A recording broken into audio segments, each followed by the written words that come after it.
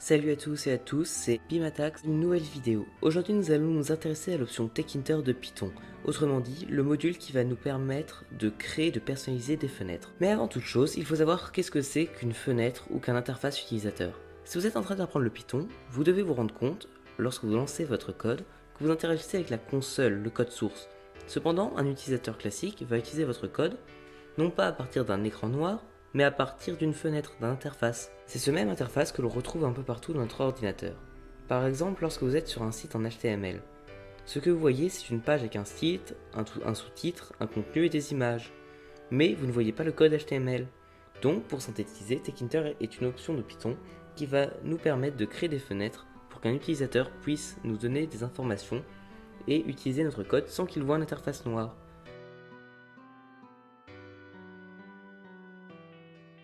Donc maintenant on va nous intéresser à la première catégorie, donc qui est comprendre la logique de Tekinter. Avant de nous lancer dans du codage, je tiens à vous expliquer la logique de Tekinter. Il faut savoir que sous ce module, tous les éléments sont considérés comme des boîtes que nous allons embriquer les unes dans les autres. Par exemple, lorsque nous créons un objet texte, celui-ci sera considéré comme une boîte. Donc pour faire des sauts de ligne, nous devrons créer une boîte article dans laquelle nous placerons deux boîtes, un titre et un sous-titre. Avant de commencer à personnaliser notre fenêtre, il va falloir importer le module Tekinter. Pour ce faire, je vais utiliser la commande from Tekinter import et là on met la petite étoile pour dire qu'on importe tout. Donc là ça se met en gris, c'est normal, donc ce charme quand ça se met en gris, c'est-à-dire que c'est pas utilisé. Maintenant que qu'on vient d'importer le module, je vais devoir créer une variable qui va contenir les informations de la fenêtre, donc le code, la couleur, la taille, etc.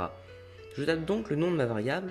Donc ici ce sera window, mais elle peut s'appeler comme on veut, elle peut s'appeler lol, elle peut s'appeler fenêtre, mais ici nous on va choisir window, donc on fait window égale, et là on fait T majuscule K, et on met les parenthèses. Donc je saute quelques lignes et je rentre la commande window.mainLoop, donc window.mainLoop. Donc là je peux lancer le code. Donc là je viens de lancer le code et on peut bien voir qu'on a une fenêtre qui vient d'apparaître, donc avec écrit TK. On peut la dimensionner à notre guise, le titre il est au hasard, pas de couleur, donc là on vient vraiment de faire une fenêtre de base. Donc maintenant que je viens de créer une fenêtre window, je vais commencer à la personnaliser en lui attribuant un titre grâce à window title. Donc window.title, là j'ouvre les parenthèses, j'ouvre les guillemets et j'écris le titre. Donc là, je peux relancer et je vois bien que le titre, c'est vidéo 1. Donc là, il est écrasé, mais si on ouvre la fenêtre, on voit vidéo 1. Maintenant, pour éviter que ce soit écrasé, je vais la dimensionner avec le point géométrie. Window.géométrie. Là, on ouvre les parenthèses et les guillemets. Et là, on met donc la première valeur, qui est la valeur des X, et suivie après de la valeur des Y. Donc première valeur, celle des X, on va mettre 780. Pour le séparateur qu'on va utiliser, là sera un X, et on va mettre les Y, donc 360. Donc là, je peux relancer. On a bien notre fenêtre qui apparaît, sauf que là, on peut réduire et l'augmenter. Pour éviter cela, j'utilise la commande window.minsize. Donc minsize qui signifie taille minimale. Et là, par contre, on va mettre les coordonnées de la taille minimale, donc ce sera 720, et là, le séparateur c'est une virgule, et là 360. Donc si je relance, il y a notre fenêtre qui apparaît. Alors on ne peut pas la réduire plus, on peut l'augmenter, mais on ne peut pas la réduire. Il faut savoir qu'il existe le même procédé pour la taille maximale. Donc window.maxsize, max size. Et si on veut que notre fenêtre garde la même taille, qu'on puisse ni l'agrandir ni la réduire, on va mettre la même taille à la taille minimale et à la taille maximale. Donc virgule 360, 720,360. Là si on lance, on ne pourra pas changer la taille minimale et la taille maximale. Donc voilà. Maintenant que l'on vient de configurer la taille et le nom de la fenêtre, nous allons choisir la couleur de notre arrière-plan. Donc il faut savoir qu'en Python il existe des couleurs de base comme white, blue, mais elles sont souvent trop lumineuses. C'est pour cela qu'on utilise un autre type de code couleur qui est celui avec le hashtag suivi de lettres et de chiffres. Trouvez un code avec un hashtag, vous allez sur votre navigateur internet. Donc une fois sur internet, vous allez taper code couleur, vous entrez, vous prenez le premier site, donc on déplace le curseur sur la couleur qui nous plaît. Donc voilà, et là on prend le code là. Donc une fois qu'on a choisi notre couleur, on va taper la commande window.config. Là on va ouvrir les parenthèses, on va mettre background. Là on met un égal, on ouvre les guillemets et là on met notre couleur. Donc là qu'on a rentré ça, on peut lancer notre code. Et là on a bien une fenêtre qui s'ouvre avec la couleur qu'on a choisie en arrière-plan. Nous allons nous intéresser à la création d'une frame. Avant tout, il faut savoir qu'une frame c'est un cadre, une boîte dans lequel on place les éléments comme les textes à l'introduction. Tout comme la fenêtre, il va falloir créer une variable qui va contenir les informations sur cette boîte.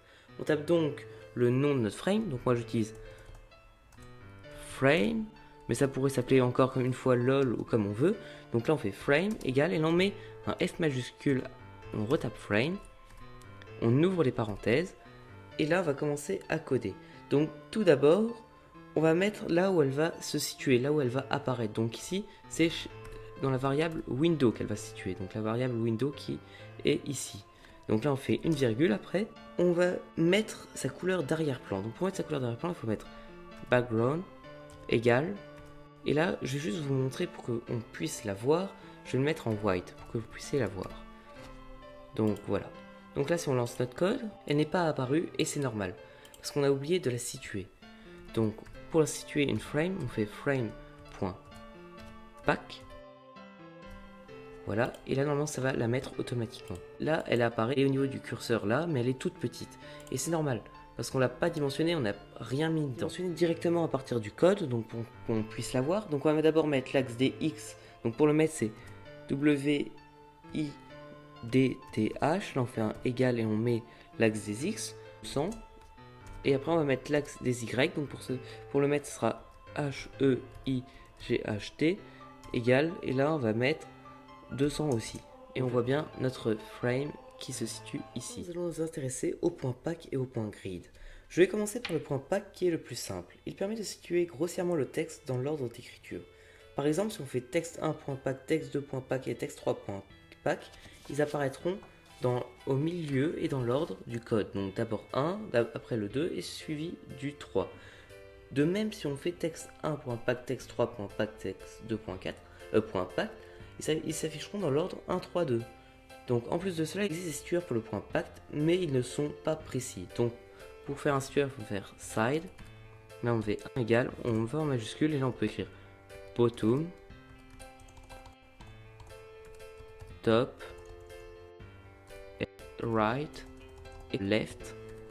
Donc là si on lance notre code, la frame est censée apparaître à gauche. Et donc là, on voit bien que notre frame est apparu à gauche. Le point grid, quant à lui, découpe l'espace en quadrillage. Les lignes sont appelées rows et commencent à partir de 0, et les colonnes sont appelées columns et commencent aussi à partir de 0. Pour le placer, on va faire un grid minuscule, grid, on ouvre, là on va faire premier c'est row, donc c'est la ligne, donc ça commence à 0, c'est comme les listes. Après pour la column, donc pareil ça commence à 0, et enfin on met le sticky qui correspond à l'orientation, donc je vous conseille de le mettre en W pour ouest. Là on peut lancer, et on voit bien que ça a été divisé normalement là, comme ça, et là c'est au niveau 1 de tout, donc le centre, bien entendu quand on dit colonne et row, on parle du centre. Maintenant que l'on vient de voir comment afficher une frame, il va falloir mettre des éléments dedans. Le premier élément que je vais mettre dedans est un label, donc ce qui correspond à du texte. Donc comme pour tous les éléments, on va créer une variable, on va la paramétrer et on va l'afficher. Je commence par créer ma variable, donc titre, label, mais là encore vous pouvez l'appeler lol, c'est comme vous voulez, c'est juste une variable, égale, là vous mettez le label avec un L majuscule, et vous ouvrez les parenthèses. Donc en premier lieu, là vous allez mettre là où elle se situe, donc nous on veut qu'elle apparaisse dans la frame, donc on écrit frame. Après on va mettre un texte, donc le fameux texte qu'on va afficher, texte égale, on ouvre les guillemets et là on écrit, donc salut, on fait une virgule, on va mettre la fonte, donc pour la police et la taille, fonte égale, on ouvre les parenthèses puis les guillemets, on écrit la police, donc Arial, virgule, et moi je vais mettre en 20. On va mettre background, la couleur d'arrière-plan, donc abréviation BG. Nous on va mettre white, et le premier plan, foreground, égale, donc la police d'écriture, c'est égal à black. Donc voilà, là on saute quelques lignes, on écrit titre label.pack, donc là on peut lancer notre code, et là on voit bien qu'on a notre titre qui apparaît. Donc ce qui est bien aussi, c'est que maintenant on va juste mettre l'arrière-plan en couleur normale, on voit juste le texte, et pas le contour, donc voilà. Là on écrit salut. Maintenant qu'on vient de faire ça, on va créer une entry. Une entry, ça correspond à une zone de saisie. Ça va permettre de récupérer les informations que l'utilisateur va rentrer dedans. On va écrire un nom entry. Donc nom égale entry et un E majuscule à entry. On ouvre les parenthèses. Et comme précédemment, on va choisir les paramètres. Donc on va dire là où elle se situe, dans la frame. Le texte, ça sert à rien. On va mettre font, la police, quand la personne va écrire, en quelle police ça va écrire. Donc en Arial, mais nous on va mettre en 15 et puis en 20. L'arrière-plan, on va le mettre cette fois-ci en white, et le premier plan, donc la police d'écriture, on va le mettre en black. Donc là on saute quelques lignes, on fait nom.pack. Là on peut lancer notre code, et là on voit bien que c'est apparu au-dessus, et c'est normal car on l'a mis au-dessus, avant le titre.pack. En fait là ça va apparaître dans l'ordre, donc si on veut que ça apparaisse normalement, on va faire un coupé-coller.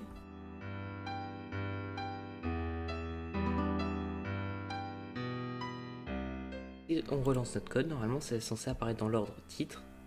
Voilà, donc d'abord le titre, après l'entry. On va faire un bouton qui, quand on va cliquer dessus, ça va récupérer l'information de l'entry, ça va écrire la console Python bonjour avec l'information de la entry.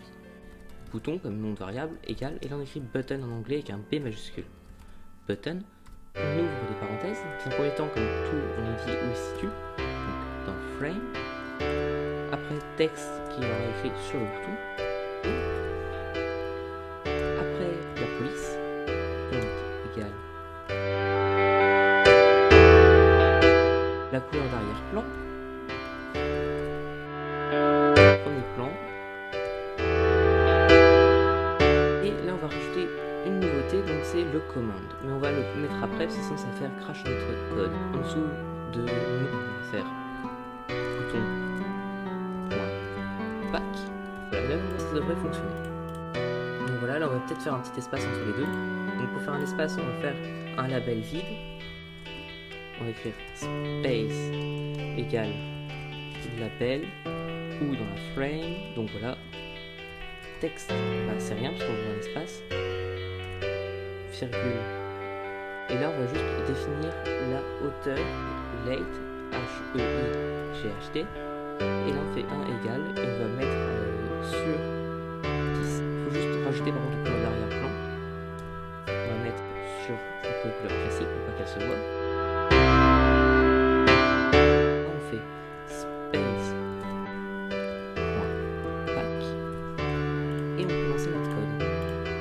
C'est normal parce qu'en fait il faut savoir que le 8 ne correspondra plus à 10 mais bien à 100. Du coup là si on veut que ça correspondra à 10, on fait juste, on supprime juste un 0, on fait, et donc là il y a bien 10 pixels. Donc maintenant qu'on vient de faire ça, on va essayer de faire une commande.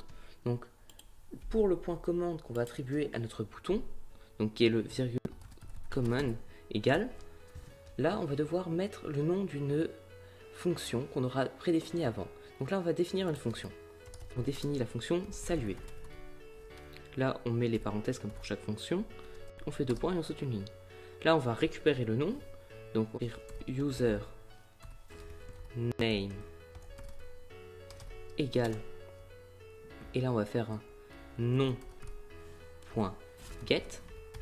Alors, cependant, ce nom.get, il faudra juste préciser que c'est une variable globale. Donc, là, on fait global non, parce que si ce n'est pas une variable globale, elle ne pourra pas être utilisée dans tout le code. On fait non.get, et voilà. Donc là après, on va faire un petit print salut. Là, on va faire un petit format. Donc, point format. Et on va format les petites parenthèses bizarres avec user name. Donc voilà. Donc là, si on lance, zut. Oui, j'ai oublié de mettre le commande. Donc commande égale, command égale, et là on écrit saluer, sauf on ne met pas les parenthèses. Donc voilà. Là on lance. J'écris bimatax. Je valide. Salut bimatax. Donc maintenant on va juste faire un delete. Donc là, quand on lance, on voit bien qu'en fait notre code reste. Là regarde, l'utilisateur il écrit, donc bimatax, il valide. Ça a pris l'information, mais ça n'a pas supprimé le contenu. Donc pour supprimer le contenu, on va faire un nom.delete. On ouvre les parenthèses et là on met le début du delete, donc le caractère de début. Donc comme tous les éléments dans Python, ben presque tous, ça commence à 0, virgule, et on veut que ça aille à la fin. Donc soit on fait un len, on compte le nombre de caractères compris dans username, ou alors on peut tout simplement faire la commande n qui va à la fin. Je lance, je valide, et voilà, ça a été supprimé. Maintenant on peut aussi faire une insertion, donc avec nom.insert. Là on met le caractère de début, donc nous on veut que ça commence à partir de 0, virgule, et là on va mettre notre message qu'on veut insérer. Voilà. Là on lance, je valide, et le code est OK. Donc voilà, ça a bien supprimé et inséré ceci. Sur ce, j'espère que cette vidéo vous a plu. N'oubliez pas de vous abonner à la chaîne, et je vous dis à la prochaine pour une nouvelle vidéo.